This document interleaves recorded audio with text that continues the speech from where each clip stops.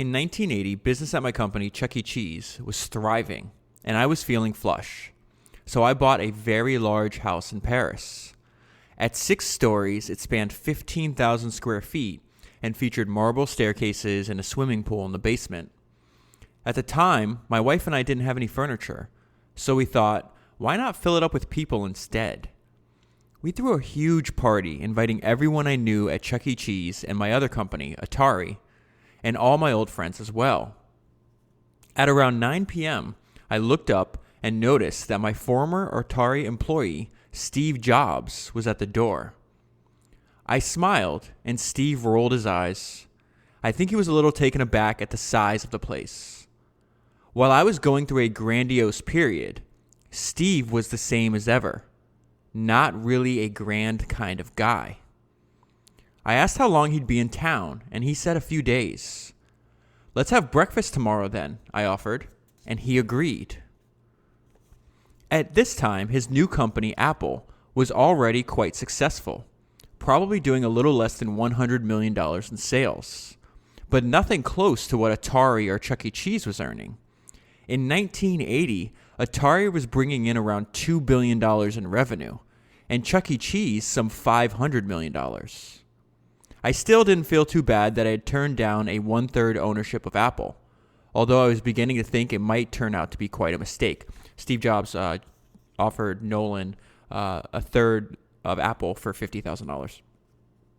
Steve and I spent the next day together. We sat for hours and talked about creativity. We then walked around the city for hours. I continued to point out my favorite places to visit, but Steve was most interested in 2 things. All the creativity he sensed, and the architecture. The computer is going to allow even more people to be creative, Steve said. Around this time, Steve had started to regard the computer as the equivalent of a bicycle for our minds. If you look at the fastest animals, human beings aren't among them, he said, unless you give them a bicycle, and then they can win the race. The city's architecture fascinated him as well. He saw a simplicity and uniformity of design in the buildings, so many of them 7 or 8 stories tall and made of similar yellow stone, exuding an elegance and consistency that instilled a sense of harmony in the brain. I was having a hard time thinking of Paris as having such simplicity and uniformity, but Steve's point was that you could parachute anywhere into the city and realize you were nowhere but Paris. There aren't many cities where you can do that, he pointed out. The architecture here creates a unique signature for the entire city. That Parisian simplicity was something he wanted Apple to emulate. I asked him how he thought Apple was doing, and he confessed he was worried that the company wasn't being innovative enough. He wasn't happy with the current products, and he wondered what the next wave of computers was going to look like, and what new innovations would come along. How in the world do you figure out what the next big thing is, he asked. Steve was totally preoccupied with the evolution of Apple products. How do we keep ahead of the game, he wanted to know. Then he sighed. Everyone expects me to come up with all the ideas. That's not how you build a strong company. He went on to explain that he needed to generate more creativity within the company. We both recognized that innovation was the key to the future, and innovation was going to have to come from the brilliance of all the people at Apple, not just the person on top. What I realized then was that the original Steve Jobs believed he had to find his own next Steve Jobs. We spent the rest of the day talking about issues related to creativity.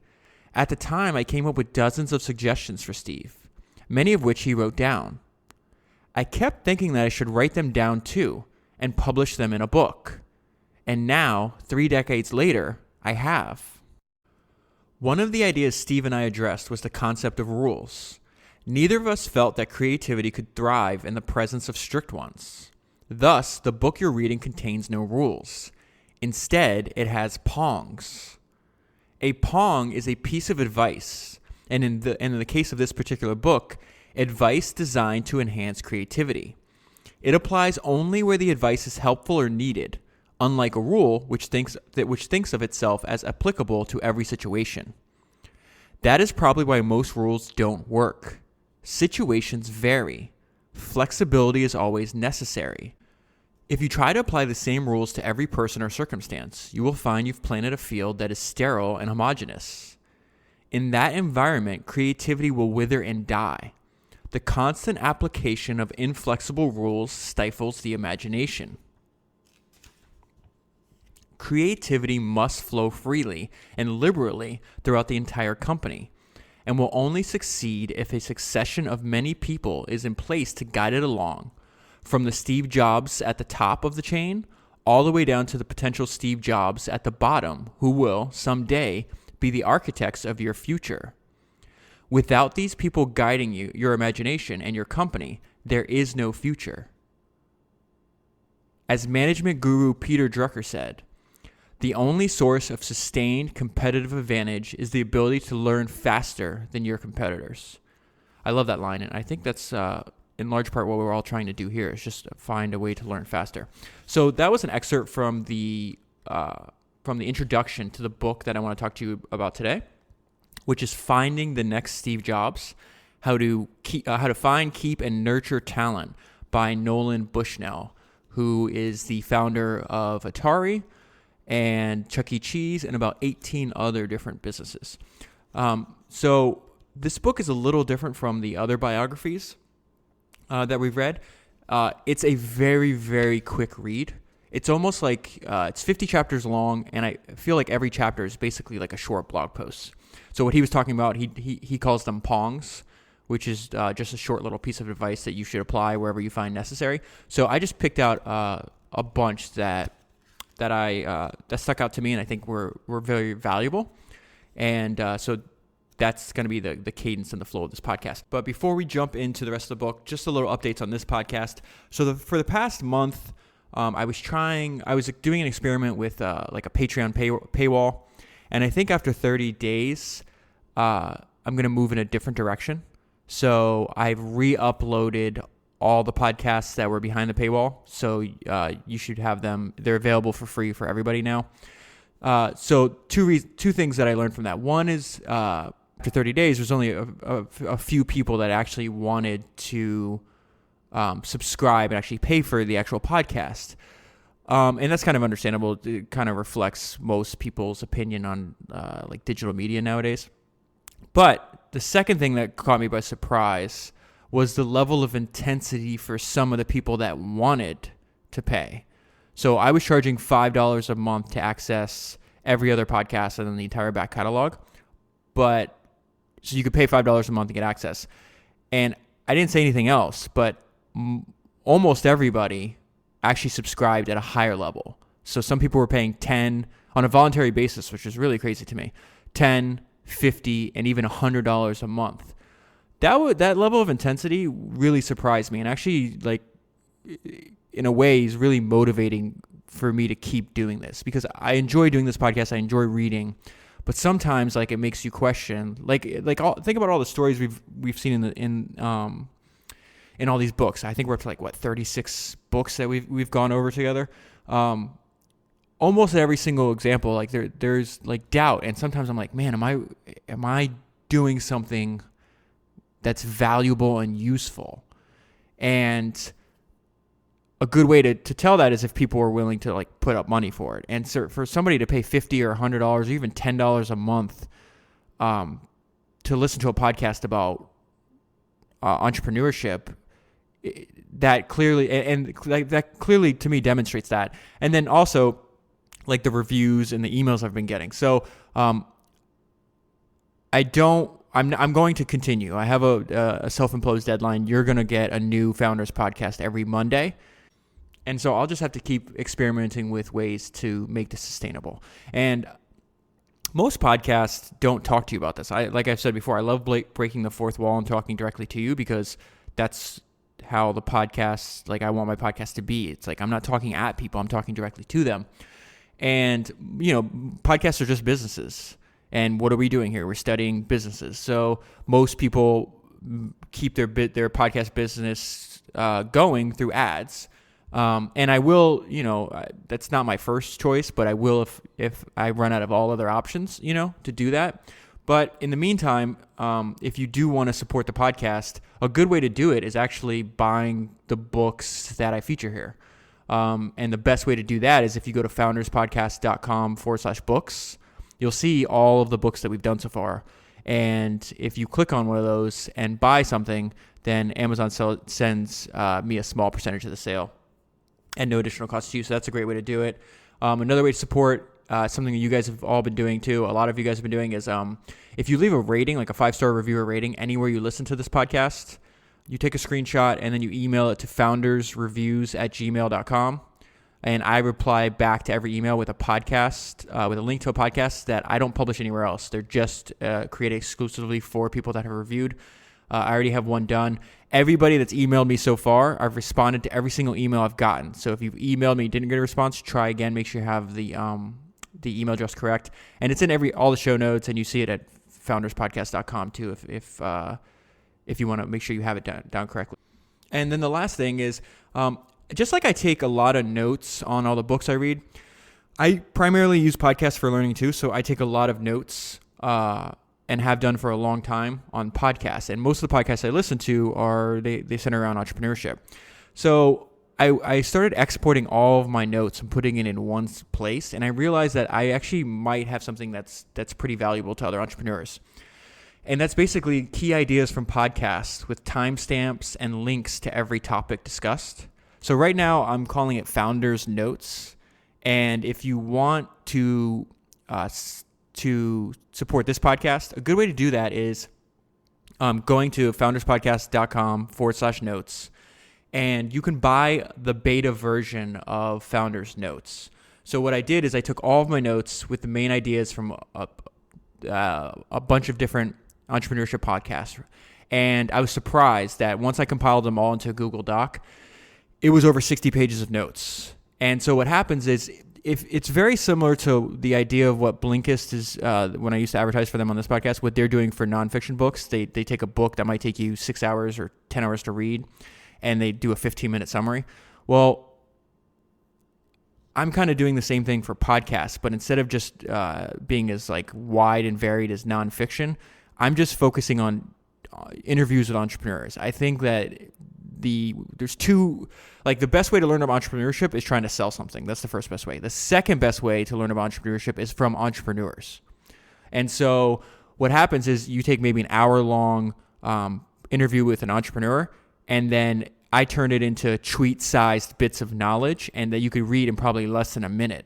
And if you want to expand on a particular idea that I have listed in the Founders Notes, well, I include timestamps to all of them, so you can go directly to that part. So it's basically a way to accelerate learning.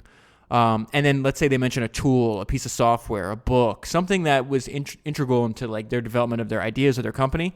Well, then I turn that into a link right in the doc. If that sounds like something you'd be interested in, you can go to founderspodcast.com/notes. And go ahead and you can buy that there. That's basically it. That's just an update on my thinking about the podcast. And let's get back into the book. All right, so this pong, as we're going to call them, this one is called Adopt Flexible Pongs. And let's go to the book. For example, when Steve Jobs first came to work at Atari, he wanted to be able to sleep overnight at the office.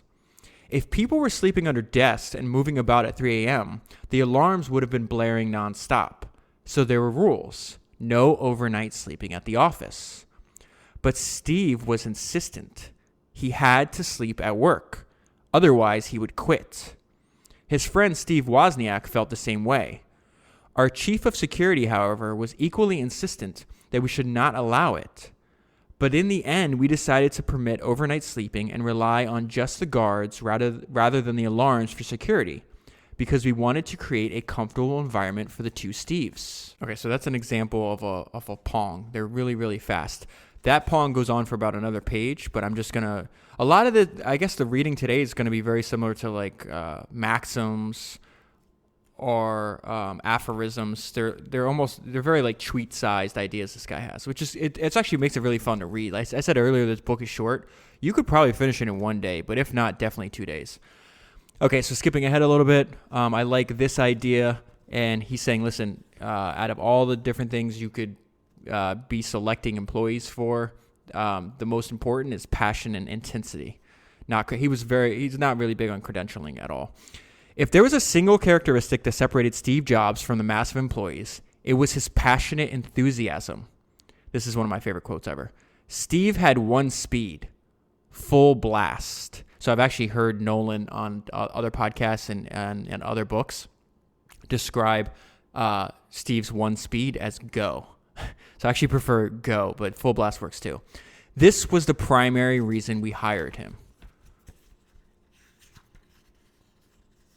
Okay, so his first job, this Pong, the title of the Pong that he wrote, it was Look for Hobbies. And then my note was his first job came from hobbies. So this is before he started Atari, which I think Nolan is most well known for. I knew he was a founder of Atari. I didn't know until I heard him talk in an interview that he actually founded Chuck E. Cheese as well.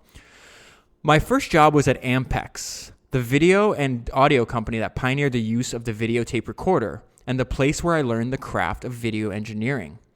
My boss, Kurt Wallace, hired me in part because he was so impressed with my ham radio hobby. What unites creative people is their passion for diverse knowledge. It is the driver. Serious hobbies are a sign of this passion. Legendary innovators like Franklin and Darwin all possess some common intellectual qualities. A certain quickness of mind, unbounded curiosity, but they also share one other defining attribute. They have a lot of hobbies. So remember, every Pong is centered around how to create not only how to find creative people, but to keep them and to nurture their creative abilities. So this next story, I love this. I wrote Encourage the Eclectics. His title was Cherish the Pink-Haired. And I don't know if I'm going to pronounce this word correctly. Eclecticism is highly undervalued in today's job market. Don't let your company dismiss people who dress differently, dye their hair pink, or wear strange jewelry. Minor insanity in the clothing department is a benefit. Every company needs physical and intellectual diversity. As discussed, such people tend to be creative. This kind of reminded me, before I finish the paragraph, if you haven't listened to the podcast I just did on one of the founders of Pixar, Ed Catmull, go back because it's one of my favorite podcasts that I've ever done because it's one of my favorite books that I've ever written. And I think the podcast is like 90 minutes long. It could have been 10 hours long because there's just no fluff in Ed Catmull's book. If you're an entrepreneur, I think it's a must for you to read it. And it talks about at Pixar, they're very similar vein of what Nolan's saying. They're not big on hard rules. And what was fascinating to me is the amount of effort. So the workstations that people work in, they can make it look however they want. And some people build like huge styrofoam castles that are like intricately painted. And it's just the amount of creativity that they're expressing in their workstations. I think is very eclectic to tie back to this book, but also a sign of like there's deeper things going on in their mind. I think that's very interesting. So some of the best people I ever hired might have been considered somewhat freakish. For instance, the man who created the chip for Pong, Harold Lee, was enormous, drove a great big tricked out Harley, and had a huge graying beard and long straggly hair that I don't think he ever washed. Harold was a brilliant chip designer. I am sure that he would have had one hell of a time getting a job at IBM.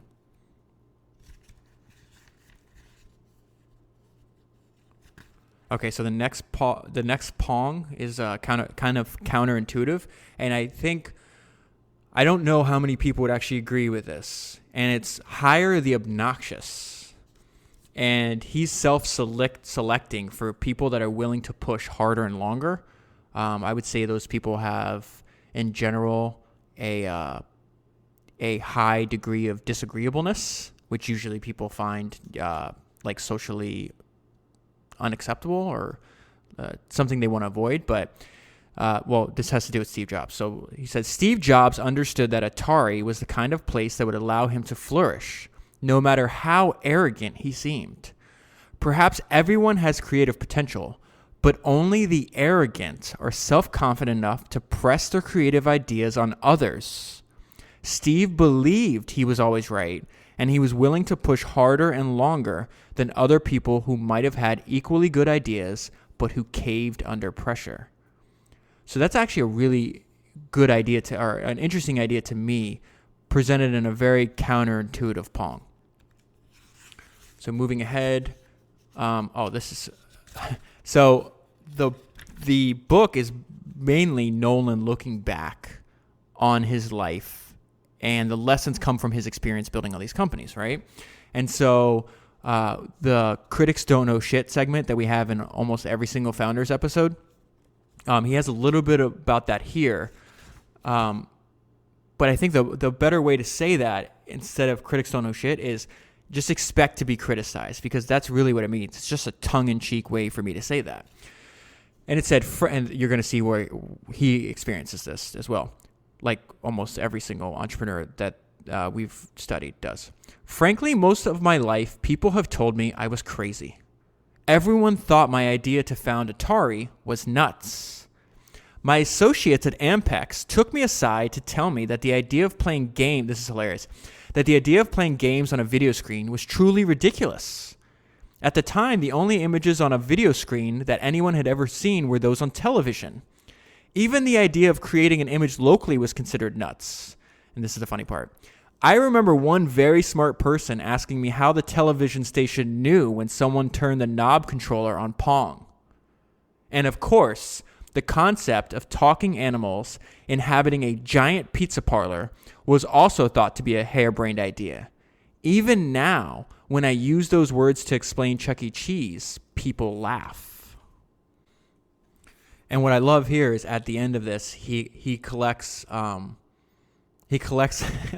series of quotes from people talking about quote unquote crazy ideas. So let me just read. I'm going to read all of them to you because I think it's funny. And it's something to keep in mind because, again, history doesn't repeat, but human nature does.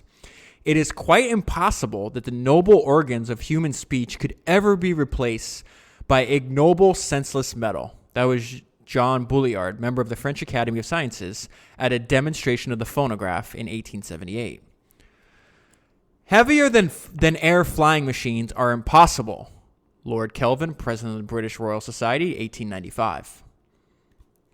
The horse is here to stay, but the automobile is only a novelty, a fad. A president of the Michigan Savings Bank advising Henry Ford's lawyer not to invest in the Ford Motor Company in 1903. Interesting to me. We've covered almost all these ideas. If you think the phonograph goes back to the Founders episode on Thomas Edison, flying machines, the one on Wright brothers, and then of course the two other ones, two Founders podcasts on Henry Ford so far. This is great. I think there's a market for about 5 computers. Thomas J. Watson, chairman of the board, IBM, 1943. Video won't be able to hold on to any market it captures after the first 6 months. People will soon get tired of staring at a plywood box every night. Daryl Zanuck, head of 20th Century Fox Studios, 1946. The world's potential market for copying machines is 5,000 at most.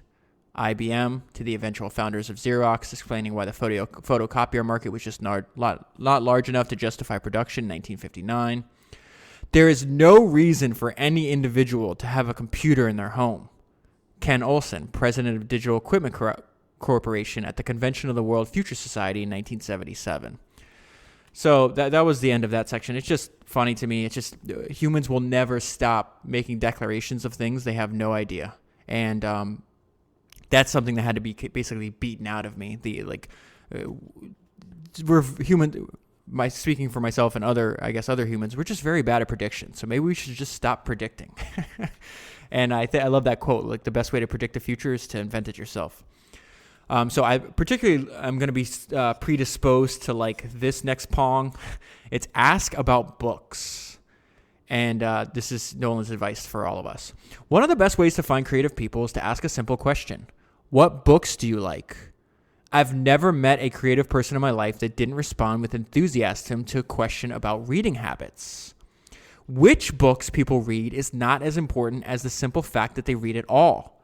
I've known many talented engineers who hated science fiction, but loved, say, books on bird watching. A blatant but often accurate generalization. People who are curious and passionate read. People who are apathetic and indifferent don't. A job with a lot of moving parts benefits from a brain that has a lot of moving parts. It wouldn't be possible to have read that many books without such a brain. Then he goes on to list some of his favorite books. A lot of them are science fiction, many of which you probably are familiar with. Snow Crash by Neil Stephenson's very popular. Lord of the Rings, obviously. This is not The Republic by Plato. Hyperion by Dan Simmons. He's got Sherlock Holmes. He's got a bunch in here. And he also says that his list of favorite books always changes. So I want to skip ahead to his idea of, the Pong, the title of the Pong he put was Institute a Degree of Anarchy.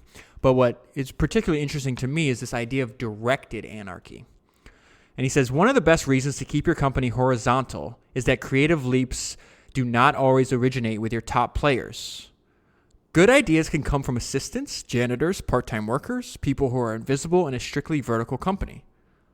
When your company establishes that anyone can and should contribute, you will end up hearing some very good suggestions coming from unlikely places. Froggy and Ilya Garcia were a husband and wife team in their 70s who worked on the Atari factory assembly line, staffed mostly by 20-year-olds. I love this story. As often as possible, I'd walk out to the production area and chat with the workers, trying to find out what was really going on. One day, Froggy and Ilya told me that if we standardized certain components, we could build our product much faster. Once they explained how this would work, the solution was quite obvious to everyone, but no one else had noticed it. By implementing the Garcia's changes, we probably ended up saving $40 a machine. So he calls that directed anarchy. It's very similar to what Ed Catmull learned from Ed Deming, I think was the gentleman's name, who was integral in the innovations that Japanese companies were making on the assembly line in the 80s. And it just comes from that everybody should be looking for problems because they're going to see problems that you don't see and therefore come up with solutions that you don't see. And I think one of the concrete ways to implement that was they encouraged any worker on the production line to stop the assembly line at any time when they saw a problem, as opposed to trying to say, hey, there's a problem, and then going up multiple layers of chain of command. Okay, so this Pong is called Skunk It Up, and it's Atari Skunk Works. In the 1940s, aerospace company Lockheed created a special branch and called it Skunk Works. It was enormously successful, and the name stuck.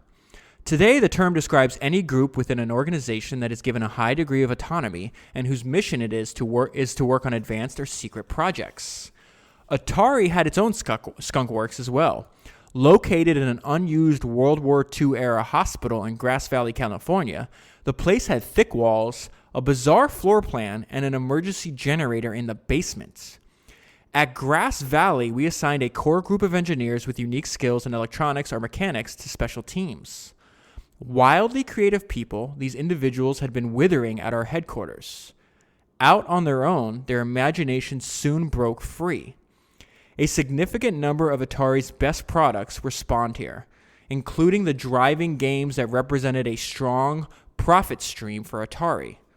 We also created the core design for the Atari 2600, a multi-billion-dollar product that launched the home game console business. Oddly, it's often hard for many employees to understand that the future is also core to the business. Businesses tend to suffer from the tyranny of now.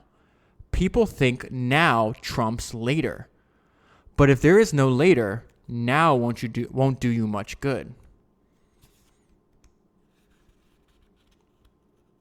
And we're going to see another Steve Jobs anecdote.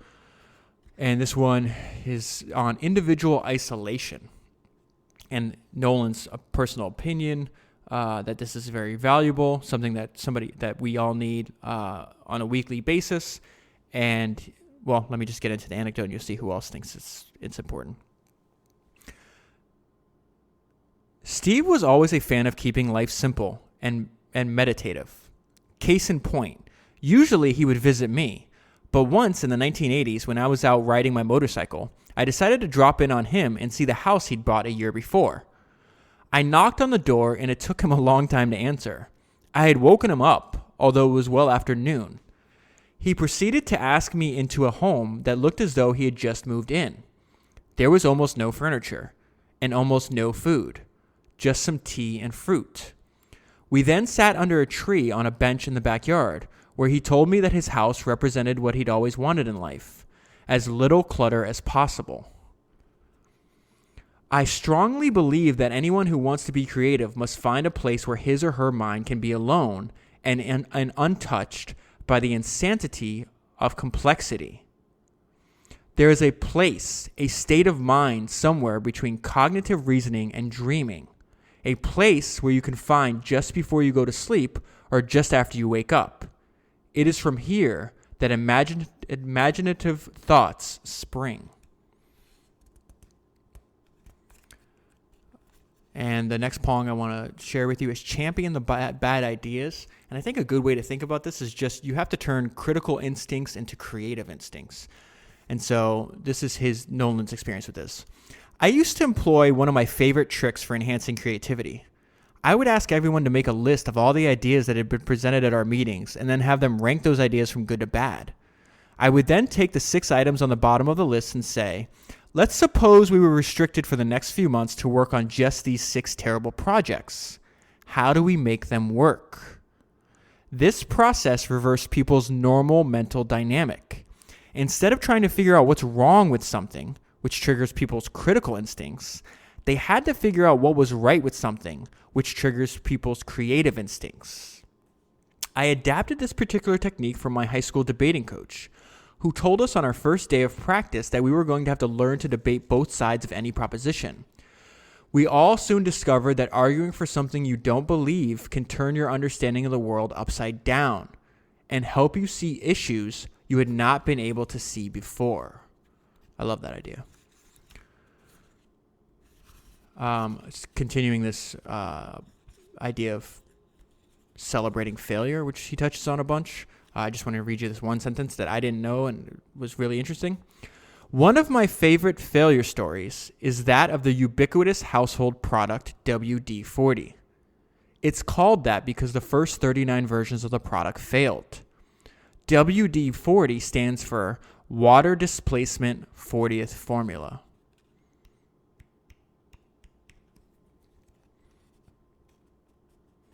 So he has another pong.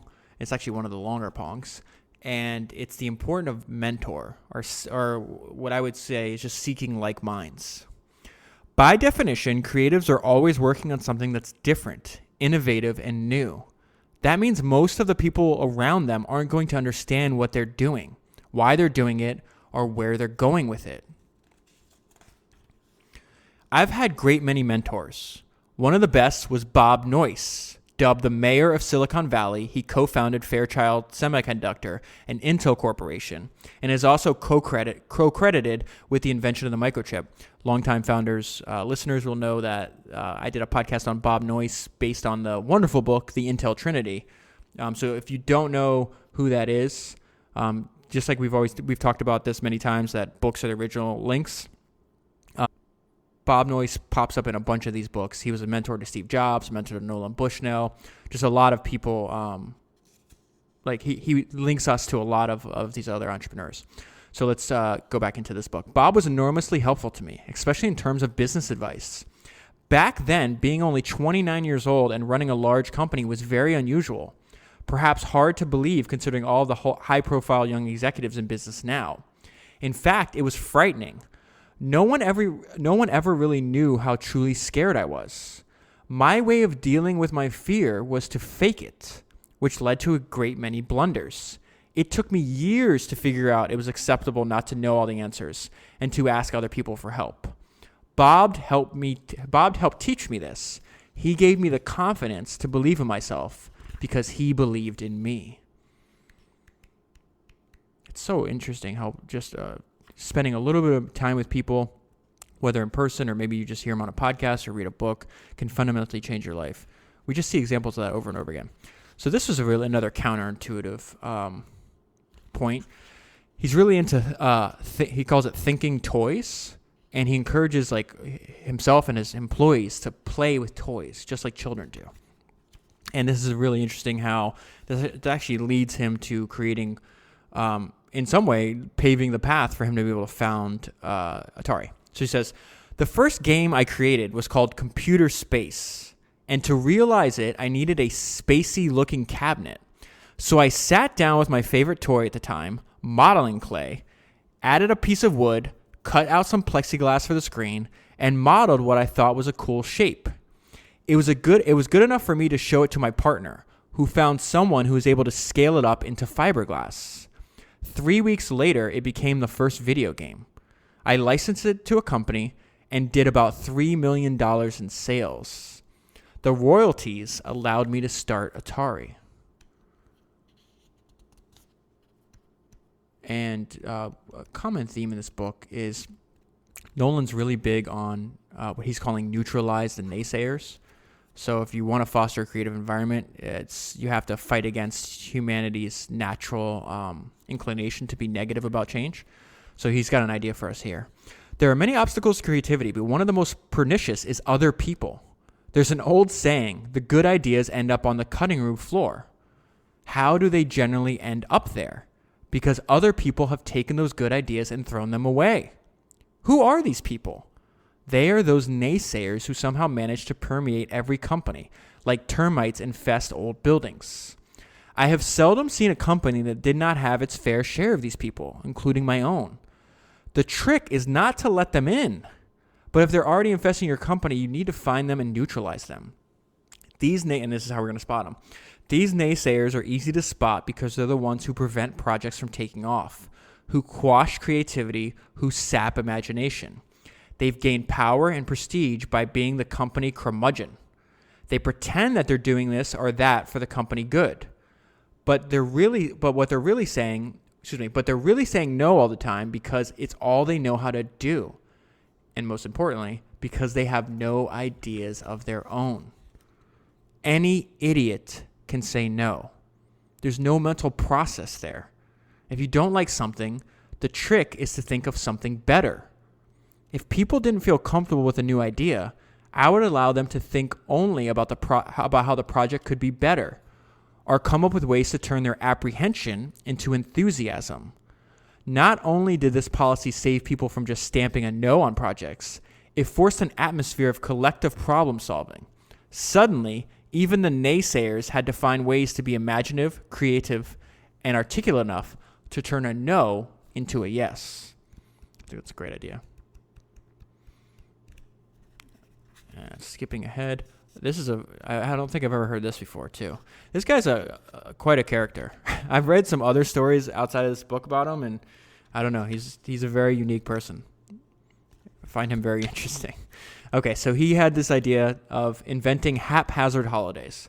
When people work too hard, they become tired. They make mistakes. They lose their equanimity.